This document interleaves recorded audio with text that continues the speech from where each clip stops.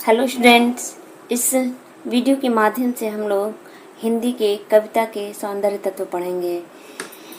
इससे पहले हमने काव्य क्या है इसके बारे में जाना है और अब जो है काव्य की सौंदर्य तत्व पढ़ेंगे। देखिए, काव्य की भाषा सामान्य भाषा से अलग होती है, ठीक है। उसमें रागात्मकता, प्रतीकात्मकता, लाक्षणिकता, नादात्मकता आदि तत्व है। वह सामान्य भाषा की तुलना में क्या होती है, अलग होती है। यह सामान्य भाषा से यानी इसमें रागात्मकता होती है, प्रतीकात्मकता होता है, लक्षणिकता होती है, इसलिए वह सामान्य भाषा से अलग होती है। इसमें परिमार्जित, स्वच्छंद, लचीली, जीवंत और प्रभावी शब्दों का प्रयोग होता है। जो जीवंत हो, आज यूज हो रहा है, उन शब्दों का प्रयोग होता है। परिमार्जित, जो परिष्कृत हो, सुधार किया गया शब्द हो, ऐसे शब्दों का उसमें प्रयोग किया जाता है। और इन्हीं सब प्रयोगों से जो है यह काव्य को क्या कर देता है, प्रेरणादायी बना देता है, यानी प्रेषणीय बना देता है, आपको प्रेरित कर देता है उस काव्य को पढ़ने के लिए और सुनने के लिए। तो कभी काव्य को प्रेरणादायी बनाने के लिए भाषा में नित्य नए शब्दों का प्रयोग करता रहता है, ठीक है। अब देखिए, कविता के सौंदर्य तत्व है। सौंदर्य तत्व में आपका जो है भाव सौंदर्य हो गया, विचार सौंदर्य हो गया, नाद सौंदर्य हो गया और अप्रस्तुत योजना सौंदर्य।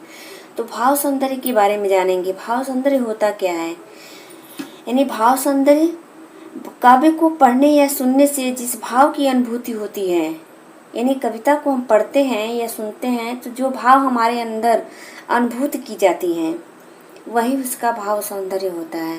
जैसे प्रेम, करुणा, क्रोध, हर्ष, उत्साह आदि ऐसे काव्य को पढ़ते हैं तो इसी प्रकार के जो है मर्म स्पर्शीय जो है हमारे हृदय में उसका चित्र जो है उपस्थित हो जाता है। वही जो है भाव की उत्पत्ति होती है। जैसे क्रोध का है तो क्रोध की भाव उत्पन्न होता है, प्रेम का है तो प्रेम के भाव उत्पन्न होते हैं, उत्साह का है तो उत्साह के भाव उत्पन्न होते हैं। जिस तरह के काव्य पढ़ते हैं उसमें जो हमारे हृदय को प्रभावित करता है, जो भी भाव प्रभावित करता है, वही भाव हम उसमें पाते हैं, ठीक है। अब देखिए, यहाँ पर कहने का तात्पर्य यह है कि विभिन्न परिस्थितियों में जो मर्मस्पर्शीय चित्रण जो हमारे हृदय में उपस्थित होता है, वही उस कविता का भाव होता है। भाव को ही साहित्य शास्त्रियों ने रस कहा है और प्राचीन आचार्यों ने रस को ही काव्य की आत्मा माना है। यानी काव्य तभी जीवंत रह सकता है जब उसमें भाव हो। इसीलिए आचार्यों ने इस भाव को क्या दिया है, रस का नाम बताया है। और रस ही क्या है, काव्य की आत्मा है। अब दूसरा पढ़ते हैं हम लोग, विचार सौंदर्य। विचार सौंदर्य में क्या होता है, विचारों की प्रधानता होती है। यानी काव्य को पढ़ने से जो विचार उत्पन्न होते हैं, जो विचारों की प्रधानता है, यानी विचारों की उच्चता से काव्य में गरिमा आती है। उत्तम विचार हो काव्य को पढ़ने से, काव्य को पढ़ने में जो उत्तम विचार के लक्षण होते हैं तो वह जो है काव्य में दिखना चाहिए। विचार का सौंदर्य इसी से लक्षित होता है। गरिमापूर्ण कविताएं प्रेरणादायक भी सिद्ध होती हैं। गरिमा यानी इस तरह के वाक्य जिसमें विचारों की उच्चता हो, नैतिक ज्ञान हो, नैतिकता हो, तो इससे क्या होता है, उत्तम विचारों का क्या होता है, उत्पत्ति होती है। उत्तम विचारों की उत्पत्ति होती है। इसी कारण जो है हमारे जो कबीर, रहीम, तुलसी जो है नीति परक दोहे दिए हैं और आज वह उनकी कविताएं जो हैं अमर हो गई हैं। इसी कारण विचार सौंदर्य के कारण, यानी विचारों की उच्चता से क्या होता है, काव्य की गरिमा बढ़ती है और गरिमापूर्ण काव्य जो है या कविता जो है क्या होती है, प्रेरणादायक सिद्ध होती है। तो विचार का सौंदर्य होना भी जरूरी है कविता में, ठीक है। अब इसके बाद जो है नाद सौंदर्य पढ़ेंगे। यानी नाद का मतलब क्या होता है, जो उसमें स्वर हैं। कविता में छंद नाद सौंदर्य की सृष्टि करता है। छंद का मतलब मात्राएं, जो मात्राएं हम लोग पढ़े, दोहा, सोटा, रोला, ये मात्राएं जो हैं भिन्न भिन्न मात्राएं, यानी सबकी अलग अलग मात्राएं हैं।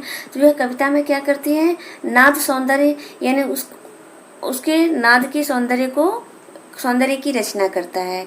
जैसे छंद से लय, तुक, गति, प्रवाह, शब्दों के सार्थक और समुचित प्रयोग से कविता में नाद सौंदर्य की उत्पत्ति होती है और नाद के कारण ही कविता में सौंदर्य या संगीतात्मकता अनायास ही आ जाती है। जब उसमें लय, तुक, ताल, छंद रहता है तो उसमें संगीतात्मकता अनायास ही आ जाती है। जैसे हम एक कविता पढ़ते हैं, खगकुल कुल सा बोल रहा है, किस लय का आंचल डोल रहा। तो यहाँ पर देखिए पक्षियों के कलरव में नाद सौंदर्य देखा जा सकता है। कुल सा यानी यहाँ पर क्या है, पक्षियों के कलरव हैं। तो इससे क्या हो जाता है, कविता के सौंदर्य में वृद्धि हो जाती है, संगीतात्मकता आ जाती है। इसके बाद जो है हम अप्रस्तुत योजना सौंदर्य के बारे में पढ़ेंगे। अप्रस्तुत योजना सौंदर्य क्या होता है?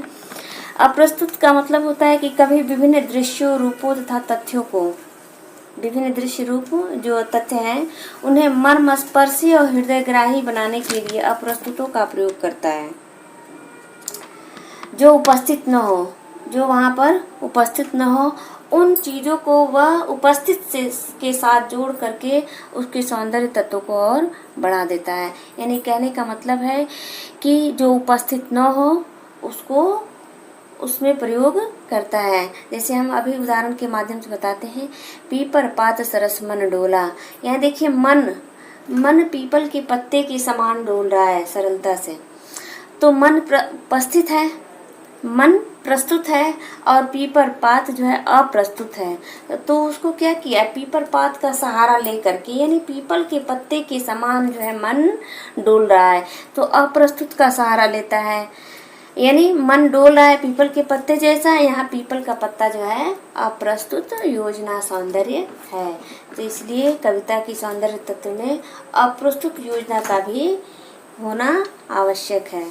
इस प्रकार बच्चों जो है हमारा जो यहाँ पर वीडियो समापन होता है। ठीक है।